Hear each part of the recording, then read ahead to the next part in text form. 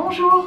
Vous avez peut-être entendu parler de foyer de vie, d'accueil de jour et encore d'autres établissements dont vous ne comprenez pas forcément comment ils peuvent vous accompagner dans votre projet de vie. Pour vous y retrouver, je vais vous les présenter d'une manière générale. Sachez que chaque établissement peut avoir un fonctionnement différent.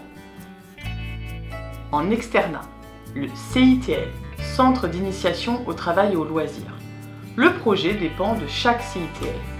Certains préparent le passage du travail au loisir, par exemple pour les personnes qui ne sont plus en capacité de travailler. D'autres accueillent les personnes avec des ateliers techniques, dits professionnels, et d'autres préparent à l'insertion au travail. Renseignez-vous bien sur ceux proches de chez vous. Foyer de jour. C'est un établissement qui accueille la personne en journée pour travailler la sociabilisation, le être ensemble, l'autonomie et l'accompagner dans son projet de vie qui peut être aussi l'insertion professionnelle. Les AT, établissements et services d'aide par le travail. C'est un emploi protégé pour lequel la personne est accompagnée par des moniteurs d'atelier, une équipe éducative pour adapter le travail aux capacités et aux difficultés de la personne et la former au poste de travail qu'elle occupera. Des activités dites de soutien peuvent être proposées pour développer le bien-être, la motricité et d'autres connaissances. Il existe d'autres lieux de travail qui ne sont pas des établissements médico-sociaux où la personne peut être accompagnée, tels les ESATOR Les Murs, les entreprises adaptées, les dispositifs d'emploi accompagné. Je vous laisse vous renseigner. Dans un lieu de vie avec hébergement, mais des places peuvent être réservées pour vous accueillir juste en journée. La MAS, la maison d'accueil spécialisée.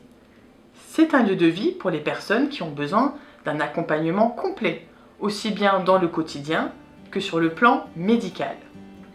FV, le foyer de vie pour les adultes qui ne peuvent pas travailler mais qui ont besoin d'être soutenus dans leur autonomie. Le FH, le foyer d'hébergement pour les adultes qui travaillent en milieu protégé ou ordinaire mais qui ont besoin d'un soutien dans leur quotidien. Dans certains départements, la personne peut ne pas travailler mais être en foyer de jour.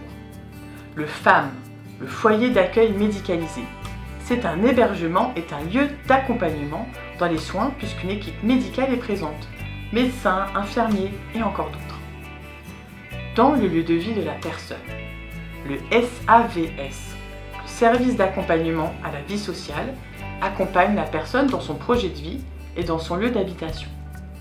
Les projets peuvent être d'accéder au travail, à une formation, à des activités, apprendre à gérer les actes de la vie quotidienne, être soutenu dans la gestion de son logement.